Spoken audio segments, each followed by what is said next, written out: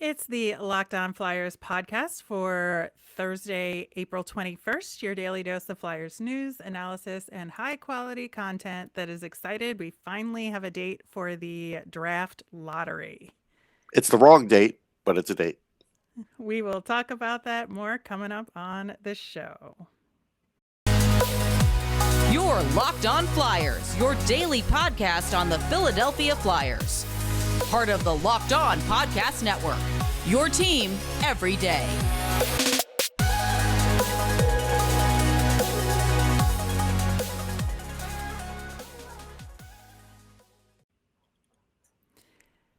Hello, once again. I am Rachel Donner. You can find me on Twitter at rmiriam. You can find my co-host Russ Cohen here on Twitter at Sportsology. Thanks for making us your first listen every day. You can follow us on Twitter at Locked On Flyers. You'll keep up to date on all of our episodes and the Flyers news. You can also email the show at lockedonflyers@gmail.com. On today's show, we're going to talk about that draft lottery date, some Flyers news, and Phantoms news as well. We're going to preview tonight's matchup against the Montreal Canadiens, and we'll have our prospect profile that we do every week, this time on Kevin Korchinski. Locked on Flyers is free and available on Apple Podcasts, Spotify, Odyssey, wherever you are listening right now. So subscribe, and you'll get all of our episodes here on the Locked On Podcast Network. All right, Russ. So I think, were a little surprised, or at least I was, when the Flyers announced who they were calling up to cover for Kevin Connauton's injury, and that is Linus Hogberg, who is fine and has been playing well, but not as well, especially recently, as Wyatte Wylie, who we talked about. And Linus Hogberg right now in 57 games played this season has no goals, 7 assists. Now he's more of a defensive defenseman, hmm so you wouldn't really expect, the output like you're getting most recently with Wyatte Wylie, which again, we talked about all that on yesterday's show, that he's been playing really well recently, has scored a few goals. And so I guess my question is to the Flyers ultimately, why this decision? Is it a handedness thing that matches up with Connauton? Is it a side of the ice thing, which I don't think it is? So, in your estimation, why would the Flyers call up Hogberg? I think it is like who he matches up with, whoever he's going to be in there with. Is he going to be in there with Yandel? Is he in there with Connauton? Does it matter if either of those two are in it and you call up Wiley and he's in there with Sealer? Like, I think it's more important which guy you're calling up than rather how it fits in the puzzle. But I still think Yeah. Mike Yo's trying to fit it in the puzzle. And I'm not going to tell you which guy's more worthy because everybody's worthy of a call up. But I can tell you that in my estimation, Wiley's made the biggest step forward in the Phantoms, defensive core. And the fact that he's not going to get rewarded for it probably won't sit great with the player. Like, what do I have to do? I wouldn't think anything of that if the player thought that about what's going on. Not at all. It is interesting because I think if you talk to people preseason, before the season started, us included, I think, at least I would have put Linus Hogberg ahead of Wyatte Wylie Sure. in the depth chart. And, the expectation is that if there was an opportunity, he would be getting that call up first. But an entire season has transpired since then, and we have new information. And that's what I don't really understand, is that it just kind of feels like they didn't adjust this depth chart in terms of this decision. And again, it seems small and ticky tack in the grand scheme of things for this season. But to your point, what does that tell Wyatte Wylie? Yeah. I mean, Wyatt Wiley has quietly gotten better as a player, more reliable on defense, scoring more goals. He he's really done well in his spot. Like, considering where that team is, I mean, he is the third highest scoring defenseman on the team. And so if you are truly looking for a defensive defenseman, fine. But, in the end, Like, does that that matter number right now? no, and honestly, the number 5 spot where Keith Yandel is where you would put Wylie. Like that's where he would fit in. And I don't know, I'm just going to go out on a limb and say I don't think Wylie will trip over his own feet in a game. So I think that he's worthy of putting him in there. Yeah, I do too. But again, no shade on Linus Hogberg, and I hope he does well with this opportunity. And it'll be fun to get him, out there on the ice as well. No question. I'm happy for him too. Yeah. All right, another piece of Phantoms news, which has, I think, greater implications, we're going to talk about that, is that the Phantoms announced that they had signed for next season Colin Felix, who is a player out of UMass and is the son of Chris Felix, who was the athletic trainer for the Phantoms for a number of years in the 90s and early 2000s, and grew up in the area, connections obviously with the family connection to the team, and local kid. And I think that for me, I don't like this in terms of the timing of it. Seems really suspicious to me because it's an AHL contract for next season, and it just kind of reeks of we need some fun news to talk about. Yep. And this does not fit into any overarching strategic goals. And again, AHL contract, it's not like he's a player with expectations of earning an NHL contract at this time. But I just think that this team and this organization has to be looked at holistically. And we have been beating that drum for weeks now. And this reeks of an individual decision. Right. Like which coach is he going to be playing for? Who's his coach going to be? How does he fit into the Phantoms? They don't know, but they know it's a good story and they know it's going to get coverage. And so they did it. Chuck was at the game, the Minnesota UMass game, and he liked what he saw. I watched it. I wouldn't have thought twice about it. I spoke to somebody else who watched it. They wouldn't have thought twice about it. Somebody with a good eye, And so what does this tell you? Well, I saw him live the last couple of years, and he was, mostly a bottom pairing guy. Maybe he moved up this year. I didn't pay attention. But he doesn't do anything particularly great. He can, he could pass the puck. He could skate. He could chip the puck out. He's going to get a few assists. Like I saw a game where he got an assist. He had Zach Jones with him from the Rangers, a super high-powered offensive defenseman. Well, yeah, you're going to get some assists like that, but he's not that guy. He's not going to add offense to your team. So, exactly what is he going to add? Other than a good story, you're basically you're making the pathway for having more Nick Seeler types. 6'1", 200 pounds, does a few things, doesn't do anything particularly great. Great. Like it's just, I would hope they would be looking for more than this, but this is where we're at. Yeah, I think that it's just so disheartening in a lot of ways because you want to see them make very calculated strategic moves to go in the right direction. And again, this is a good story. I'm sure he's a lovely kid. Yeah, it has nothing to do with him. Nothing to do with him personally. It's just looking at it from an organizational wide methodology perspective, it just doesn't seem to make sense. And the timing of it, especially if they had done this at the tail end of free agency to fill in the Phantoms next fall, fine, don't care. It just so happens he's getting signed before the Phantoms are mathematically eliminated from the playoffs. Yeah. It's just, I don't know. Do not enjoy when the team does something like this to try and kind of pull some PR to put some shine on what was otherwise kind of a dull season, as they would say. Yeah, it gave the Phantoms something to put on their handle on Twitter. I get it. But even fans were kind of looking at that today and were a bit confused. It's not just us. Some took it for face value, like, all right, fine, they signed the guy, so what? And then there were some that were legit, like, confused, like, hey, what is this? What's going on here? Yeah.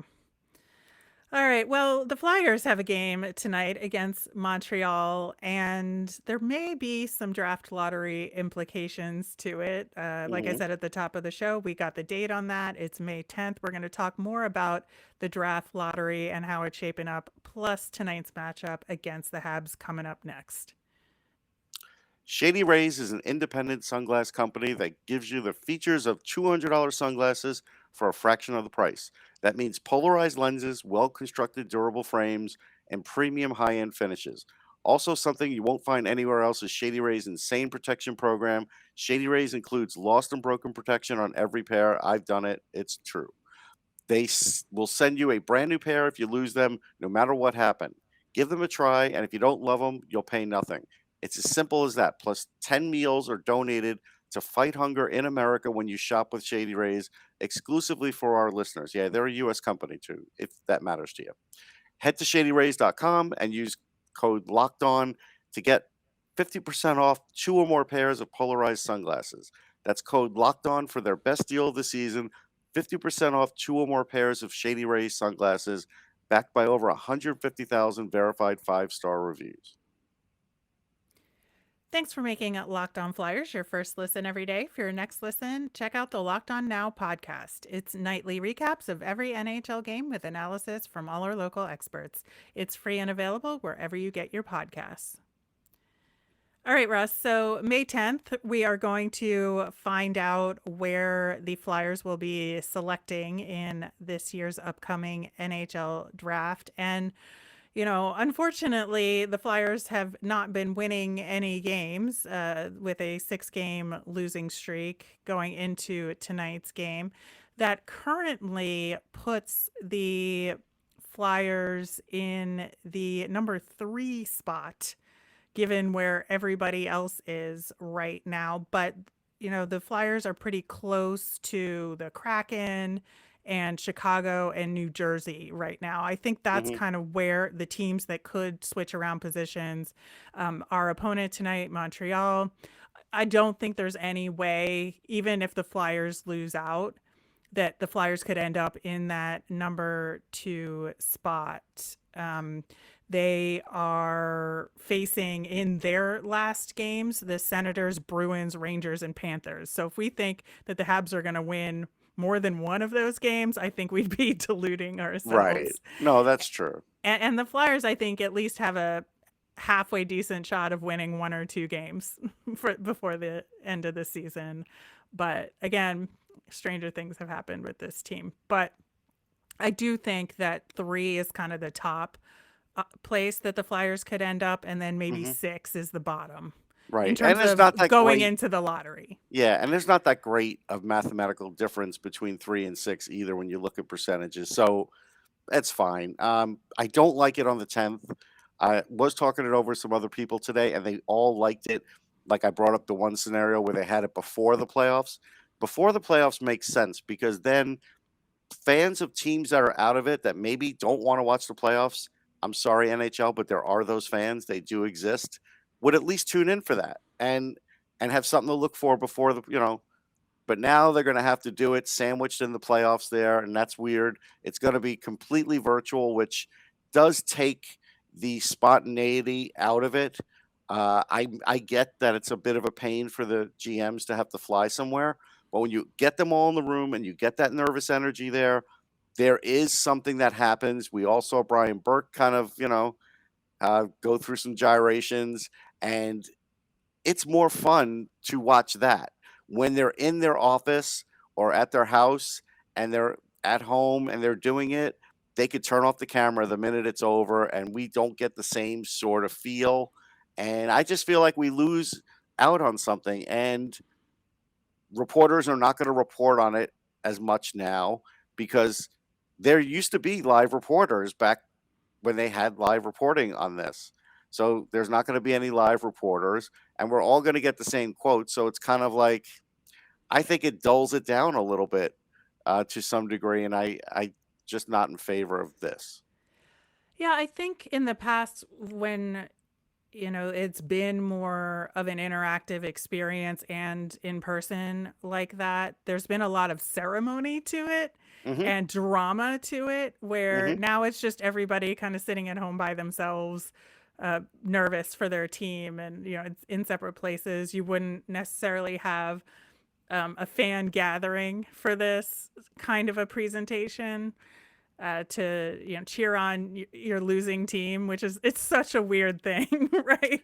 No, it is, but, like, when you're there live, and you have reporters there live, you're gonna answer questions a lot differently than when you're relaxed at whatever other location you're at, you know what I mean? And Yeah, and I also like it when they do it when they have not necessarily the GM representing the team. So mhm, at least maybe they could try and spice it up that way by having, random people from the organization, right. or key alumni representing the organization or something like that, because at least they'll say something less boring than the Yeah, GMs will. like, that's all I'm just trying to say is when you do it this way, it's almost guaranteed to be more boring. And I Yeah, just feel and like on a this. Maybe it's Tuesday. yeah, yeah, on a Tuesday is not great either. But my feeling is, and maybe it's just me because I'm like a draft fanatic, it felt like they had been building up a pretty good um, audience for this event. Now, when you didn't have a choice to go virtual, that's one thing. You do have a choice now, but now I kind of feel like I don't know if everybody's going to be as psyched as they were before. I feel like now it's going to be like, oh, it's virtual. Yeah, maybe I'll tune in. If they don't, they'll just look at the results. But I just feel like when something is live, you always get better results. I mean, I can't think of anything where you say that the opposite, honestly. Well, we'll see as we get closer if they announce any more elements of it that will make it more exciting. And it will certainly be exciting for both the Flyers and the Montreal Canadiens. And both teams are 2-8 in their last 10. That's Obviously, not exciting. no, both teams are on a 6-game losing streak. So Although this there is is like, one positive, there is a big positive mhm. that the fact that Carey Price was able to hold Minnesota to just 2 goals, that's a big Yeah. positive. Yeah, and that's one thing that we absolutely have to talk about Yep. with the Habs. I think that that has been, in addition to a kind of change in attitude that we've seen since Martin St. Louis took over the team, having Carey Price back is not only good from a hockey perspective for them, but I think just from a morale perspective, having him back around the team and out there, playing pretty well. Obviously, it takes a few games to get warmed up and get back used to the flow of the game, and he even said that himself. But I think he's in a really good position now, and he played really well in the two games against the Wild and the New York Islanders. He has a Mhm. 923 save percentage between the two games, and it was just that the Habs couldn't score in front of him. Right. Honestly, it was like nothing that he did, which makes this such like a war of attrition between these two teams. It's like It does. both teams are in such a similar boat in See, terms this is what of I would the like to do. goaltenders performing well and then not being able to score goals. See, I'm begging the NHL to put me in charge of the draft lottery because I would say, okay, you know what? Here's the first event. Somebody from the Flyers is going to arm wrestle somebody from the Oh Canadiens, God. and the winner is going to get the better draft spot. Like, come on, who's not going to tune in for that? You know you would. Listen, we've talked, ad nauseum, and people have been mentioning ways to kind of make this more interesting in terms of once you get eliminated, you go into a different pool, and the more games you win, the quote unquote gold system, Hmm. where you have to win out some games in order to get those top picks once you get eliminated. And I'm all for changing things up that way. Arm wrestling might be a step too far for No, I'm me. telling you, it's the next logical step. Well, I think that again, these teams tonight are so similar that it's eerie in terms of what Except they're one's doing been to the well. cup recently. Well, that is fair enough, but I do think that both teams again have gotten decent goaltending, inability to score, and they can't sustain their play for a full 60. I think they both have, really strong periods of hockey, but then ultimately can't put it together for a complete game. Right. Here's what I don't want to see happen. I don't want to see happen if Caufield scores and Brink doesn't, then all of a sudden it's like Brink's fault. This has nothing to do with Brink. This is just No. a decision the Different Flyers development. made. Yeah, the different players, Flyers made a different decision. I get if the Flyers fans get mad if Caufield's scoring. Like, that's fine. But don't blame the kid, the other kid. He has nothing to do with it. Also, Caufield is on a line with Nick Suzuki and Josh Anderson. I Yeah. mean, that's a good line. That's a good line. So I think It's a fair point. that it's Cole Caufield is a tremendous goal scorer, and I love watching him play. But Nick Suzuki is a really good hockey player as well, and burns the Flyers a lot. So that top line should be interesting to watch versus the Flyers. It will be. It'll be the one to watch, really. Yeah. We also have Jeff Petrie has been playing a lot better since Martin St. Louis took over, and there had been talk of him potentially getting traded, and it didn't happen, and now he's playing better. We've got both Pitlicks, Rem and Tyler on the Habs now, and they're doing all right. So that's something. I think honestly, it's going to be one of those laughably fun games, and I'm just looking to enjoy it as best as possible. Yeah, I mean, that's what you should do, right? I mean, you should be looking for these little sidebarish things. That's what I would do. Exactly. All right. Well, we are going to talk more about the draft coming up next with our weekly prospect profile on draft eligible prospect Kevin Korchinski. Really excited to talk about this kid. But first, betonline.net is your number one source for all your betting needs and sports information. You'll find all the latest sports developments, league reviews, and news, including this year's basketball playoffs, hockey playoffs, and the start of the Major League Baseball season. BetOnline is your continued source for all your sports wagering information, from live betting to playoffs, esports, and more. Head to the website today or use your mobile device to learn more about all the trends in action. BetOnline, where the game starts. Okay, Russ, Kevin Korchinski. I am fascinated by him, mostly because I think there's a lot of division among scouting experts on him and what his potential could be. Kevin is a left-handed defenseman. He's currently in the WHL playing for the Seattle Thunderbirds. This season, he's played 67 games, 4 goals, 61 assists, if that gives you any indication of his style of play. He's gotten into a little bit of trouble in the penalty box, but not too bad. 40 penalty minutes this season. And he is known as a combination shooter and playmaker, less of a stay-at-home defensive kind of guy. And the ranking so far, I would say mid to late first round is where he's typically listed as. And I think that, we'll get into this with you, but there's a lot of conflicting reports between different scouting experts. And I would say within people's individual evaluations of him, they're like, well, he's really good. But then on the very next shift, you'll see him make a horrible mistake, that there's this lack of consistency in his play. So can you talk about that a little bit? Yeah. What you've seen? Yeah. So first thing is, I want to mention that when you're on a WHL team in the States, you don't get the same kind of coverage. So it's harder to find good video clips, hard to watch games. There's that. So that always causes a problem for some of these players. I heard the same thing about Owen Power. Now, I'm not going to tell you Korczynski's as good as Owen Power on defense, because he's not.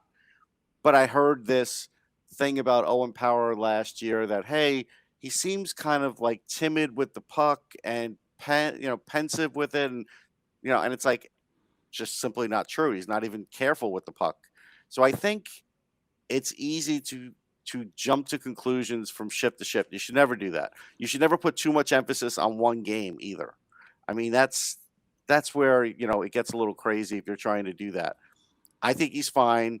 I'm going to give you, and this is something I rarely do, because I do ask players a lot of times about players. Sometimes they're teammates, sometimes they're opponents, but sometimes players do have a great feel for what a player is. And I do feel like Jordan Gustafsson has a great feel for what his teammate is. He said he's one of the best players I've ever played with. Unreal player, unreal guy. He's such a great hard worker on and off the ice. He's one of the hardest workers I played with. He's great on the power play. He's really deceptive with his shot. great skater, super good guy too, someone I would trust with my life. Wow. Okay, like that, when someone says that to me, I don't take that lightly. Because that's sort of like that foxhole reference that you might make over somebody. Right. And in hockey, that means a lot. And It does, especially for defensemen when you're in a Yes. pairing that have to cover each other. That if you can get to know a guy well enough to be able to anticipate his play because you know him as a person, I think that is tremendously helpful. Yeah, so a few more things. So the amount of assists that he has this year is the greatest number of assists in the last 30 years of any WHL player. And it's like 62, 63, something like that. That's something. Like you have to look at that and say, wow, that's Yeah. a big number in a good league.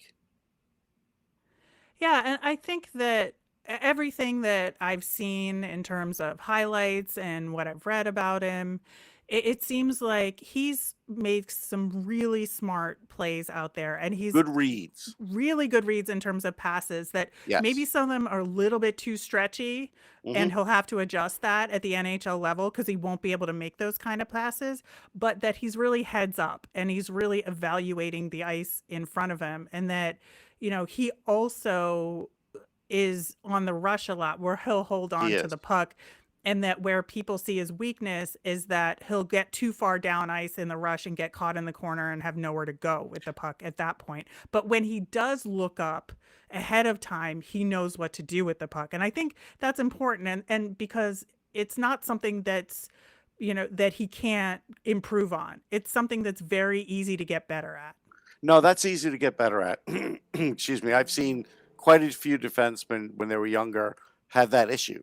Also, as you get better teammates, meaning more high-skilled teammates, that tends to happen less too because they could bail you out better. You got to remember, he's the best offensive player on his team. So anything else is a sort of like a step down to sort of help him. Even Gustafsson, who I think the world of.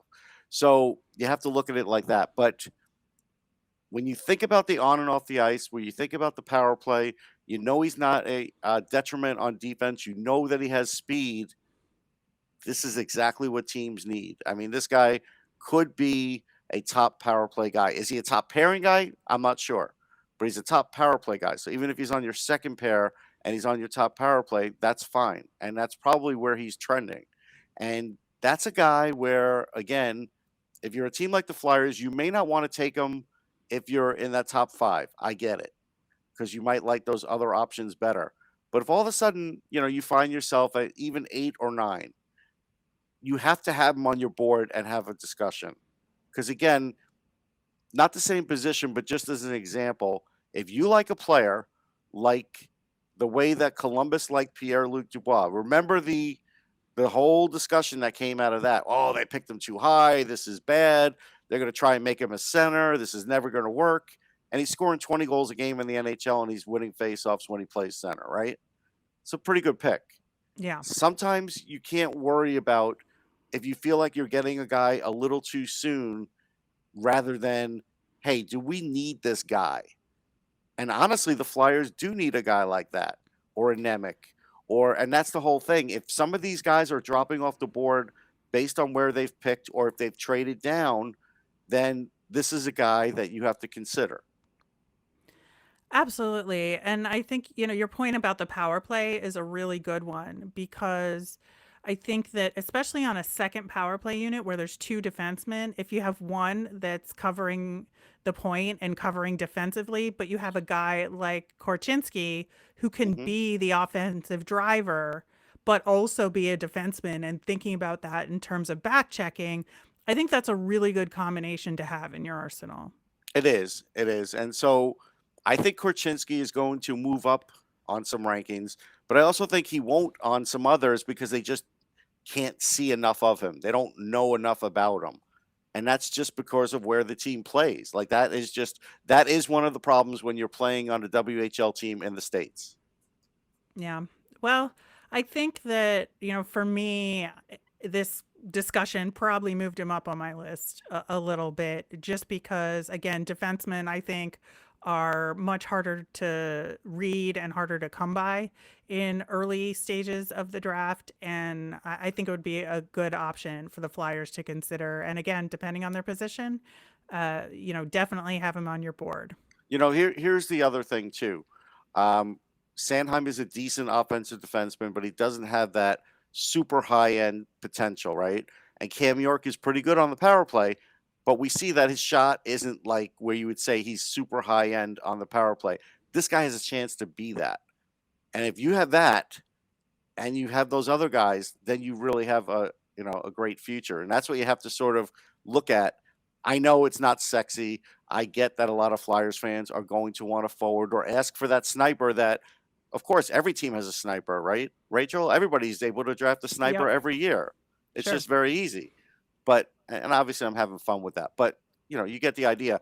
You have to at least consider a guy like this based on where you're picking.